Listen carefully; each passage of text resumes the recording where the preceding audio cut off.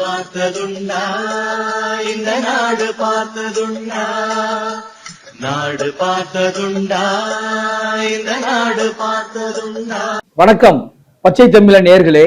சமீபத்துல தென்காசி மாவட்டம் ஆலங்குளம் பக்கத்துல மருதமுத்தூர்ங்கிற கிராமத்துல பனைத்தொழிலாளி மணிகண்டனை ஆலங்குளம் காவல் நிலைய உதவி ஆய்வாளர் எஸ்.கே. ராஜா துப்பாக்கியால 4 ரவுண்டு சுட்டாரு.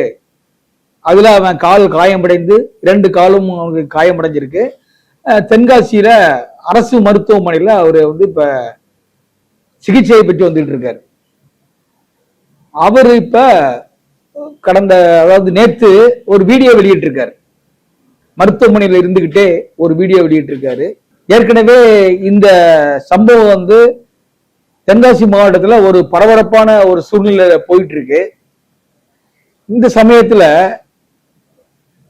காவல்துறை ஆய்வாளர் எஸ்.கே. ராஜா இப்ப எங்க இருக்காருன்னு தெரியல. அவரை பணியிடை நீக்கம் செஞ்சிருக்காங்க. அவரை இது வரைக்கும் கைது பண்ணல. அவர் எங்க இருக்காரு தெரியல. அதே மாதிரி அந்த வீட்டுல அந்த மணிகண்டனுடைய அம்மா, அப்பா, அண்ணன், அவங்க அண்ணி, மனைவி, குழந்தைகள் எல்லாம் ஒரு வீட்டுல ஒரே கூட்டு குடும்பமா இருக்காங்க. அந்த வீட்டுல முன்னாடி அடிக்கடி போலீசார் போய் அவங்க மேல அவங்கள மிரட்டுறது இதெல்லாம் நிறைய பண்ணிட்டு இருந்தாங்க. இந்த சம்பவம் வெளியே தெரிஞ்ச உடனே நிறைய தலைவர்கள், சமுதாயத்தை சேர்ந்தவங்க எல்லாம் நிறைய அங்க போனாங்க. போய் பத்திரிகையில சந்திச்சாங்க, பேட்டி கொடுத்தாங்க, எல்லாம் பண்ணாங்க. அதுல பெருந்தலைவர் மக்கள் கட்சி தலைவர் என்.ஆர். தனபாலன் அவங்க, அப்புறம் மாநில வழக்கறிஞர் அணி தலைவர் ஜெயச்சந்திரன் எல்லாம் போய் அவங்க வீட்டுல போய் பேசிட்டு இருந்தாங்க. அப்போ பத்திரிகையாளர் வந்தாங்க, சந்திச்சாங்க. அவங்க சில கருத்துக்கள்லாம் கூர்னாங்க.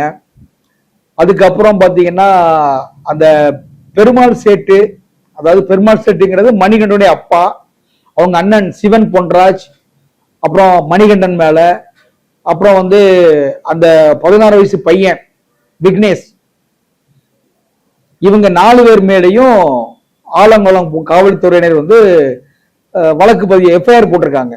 அந்த எஃப்ஐஆர் வெளியே வராம ரகசியமா அதை பாதுகாத்துட்டு இருக்காங்க. இது வரைக்கும் எஃப்ஐஆர் வெளியே வரல. அந்த சமயங்கள்ல அவங்க வீட்டுக்கு யாரு போனாலும், யாரு வர்றா போறா அப்படிலாம் காவல்துறையினர் கண்காணிச்சுட்டு இருந்தாங்க. இந்த வழக்குல அந்த மணிகனுடைய அப்பா சென்னை உயர் நீதிமன்றம் மதுரை கிளையில ஒரு வழக்கு தாக்கல் பண்ணியிருக்காரு. அந்த வழக்க விசாரிச்ச நீதி அரசர் மாண்புமிகு புகழேந்தி அவர்கள் விசாரணை எடுத்து அதை பார்க்கும்போது அந்த வழக்குல உள்ள ஆவணங்களை ஆலங்குளம் காவல்துறையினர் கோர்ட்ல சமர்ப்பிக்கணும் அப்படிங்கிற மாதிரி சொல்லியிருக்காங்க. இனி யாரும் மணிகண்டனுடைய வீட்டுக்கு போயோ இல்ல மணிகண்டனை ஆஸ்பத்திரியில இருக்கிற போயோ யாரும் அவனை மிரட்டவோ எதுவும் அவனை பண்ணக்கூடாது அப்படிங்கிற மாதிரி சொல்லியிருக்காங்க. அது மட்டும் இல்லாம இந்த வழக்க சம்பந்தப்பட்ட போலீசார் விசாரிக்க கூடாது. ஏன்னா விசாரிச்சாங்கன்னா சில தடயங்கள்ல அளிக்கப்பட்டு விடும். அதனால அவங்க இந்த வழக்கை பத்தி எதுவுமே விசாரணை பண்ணக்கூடாது. அவங்க அந்த ஊர் பக்கமே போலீசார் போகக்கூடாது அப்படிங்கிற ஒரு கண்டிப்பான ஒரு கட்டளையை பிறப்பிச்சிருக்காங்க. அது மட்டும் இல்லாம இந்த வழக்கை சிபிஐக்கு மாத்தணும் அப்படிங்கிற மாதிரி சில இதெல்லாம் கொடுத்திருக்காங்க. கூடிய சீக்கிரம் காவல்துறையினர் இதுக்கு பதில் மனு தாக்கல் பண்ணணும் அப்படின்னு சொல்லி நீதியரசர் புகழேந்தி சொல்லியிருக்காங்க. அதுக்கப்புறம் எந்த காவல்துறையினரும் மருதமுத்தூர் ஊருக்கு போறது இல்லை, அவங்க வீட்டுக்கு போய் யாரையும் துன்புறுத்துறது இல்லை, மிரட்டுறது இல்லை. அதே மாதிரி தென்காசி மருத்துவமனையில சிகிச்சை பெற்று இருக்கிற மணிகண்டனையும் எந்த காவல்துறை அதிகாரிகளும் போறது இல்லை, பேசுறது இல்லை, வர்றது இல்லை. இந்த சமயத்துல நேற்று அந்த வீடியோ என்ன சொல்றாரு மணிகண்டன்னா, எனக்கு கால் வலி இன்னும் இருக்கு, 1 வாரமா மருத்துவமனையில இருக்க டாக்டர் சொல்லிட்டு இருக்கேன், யாருமே அதுக்கு சரியான ட்ரீட்மெண்ட் கொடுக்க மாட்டேங்கிறாங்க, இன்னும் எனக்கு பெயின் இருக்கு அப்படின்னு சொல்றாரு.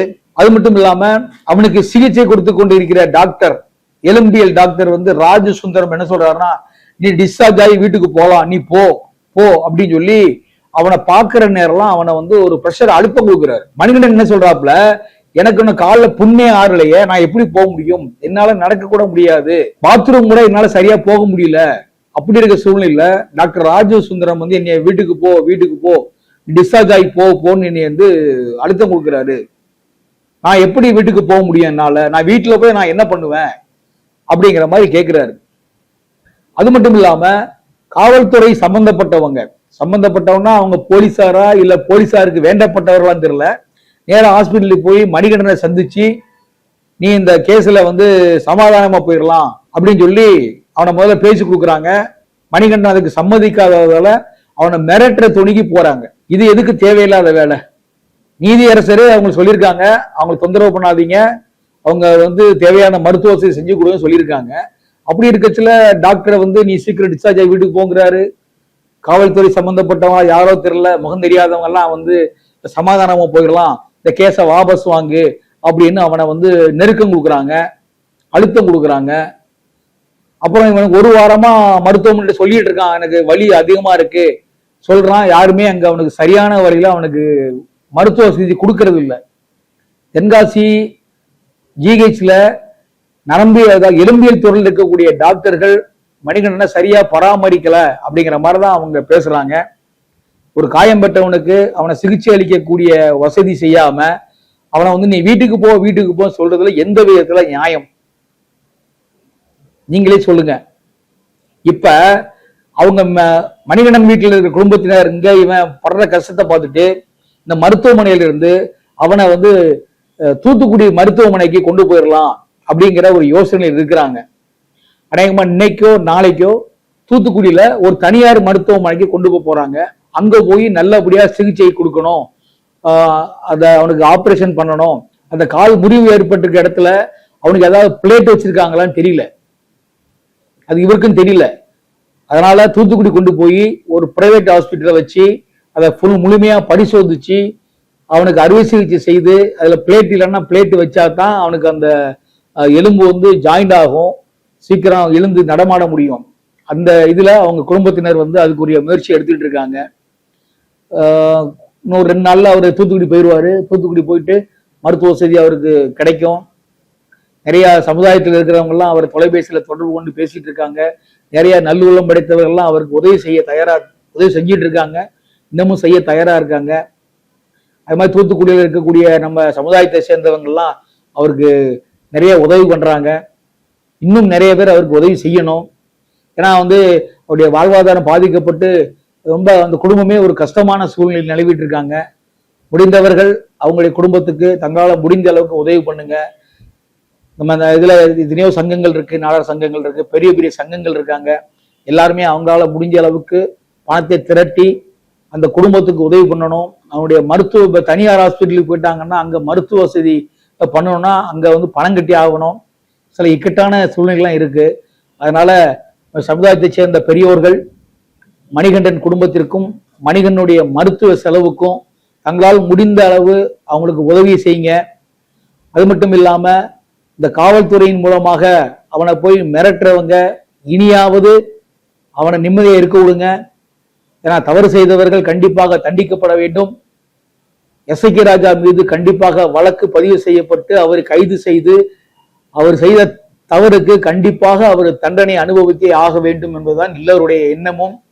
அதுதான் அந்த குடும்பத்துடைய எல்லாருடைய எண்ணமுமா இருக்கு. ஏன் நீங்க பார்க்கக்கூடிய உங்களுடைய எண்ணமும் அதுதான் இருக்கும். ஏன்னா எந்தவித குற்ற பின்னணி இல்லாத ஒரு மணிகண்டன் மேலு தேவையில்லாம துப்பாக்கியால சுட்டதை யாரால ஏற்றுக்கொள்ள முடியாது. அது நீங்களும் ஏற்றுக்கொள்ள மாட்டீங்க.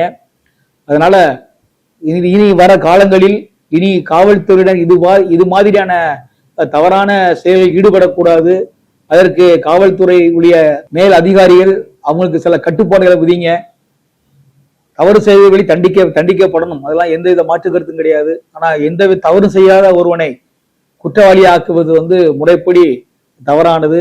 அதுவும் அவனை சித்திரவதை செய்வது போல் துப்பாக்கியால் அவனை சுட்டது வந்து மிகப்பெரிய தவறு. இதுக்கு உரிய நடவடிக்கை எடுக்க வேண்டும். சிபிஐக்கு இந்த வழக்கு மாற்ற வேண்டும். மாற்றி அங்க என்ன நடந்தது, என்ன எதனால இந்த தகராறு வந்தது எல்லாத்தையும் அவங்க முறைப்படி விசாரிப்பாங்க. விசாரிச்சாங்கன்னா கண்டிப்பாக எஸ்.கே. ராஜாவுக்கும் அவன் கூட சென்ற காவல்துறை சேர்ந்தவங்களுக்கும் நிச்சயமாக ஒரு தண்டனை கிடைக்க வேண்டும் என்பதுதான் எல்லாருடைய ஆசமும். மணிகண்டன் வந்து விரைவில் குணமடைஞ்சு வீடு திரும்பணும், அவன் குடும்பத்தோட இருக்கணும், அவனுக்கு ஒரு நல்ல வாழ்க்கையை கிடைக்கணும், ஒரு வாழ்வாதாரம் அமையணும் அப்படிங்கிறத நம்ம உங்களுடைய சார்பாகவும் என்னுடைய சார்பாகவும் வேண்டி விரும்பி கேட்கிறோம். நன்றி, வணக்கம். பச்சை தமிழன் நேயர்களே, இந்த வீடியோ பிடிச்சிருந்தா லைக் பண்ணுங்க, கமெண்ட் பண்ணுங்க, ஷேர் பண்ணுங்க. பச்சை தமிழன் யூடியூப் சேனலுக்கு தொடர்ந்து உங்க ஆதரவு கொடுங்க. நன்றி, வணக்கம்.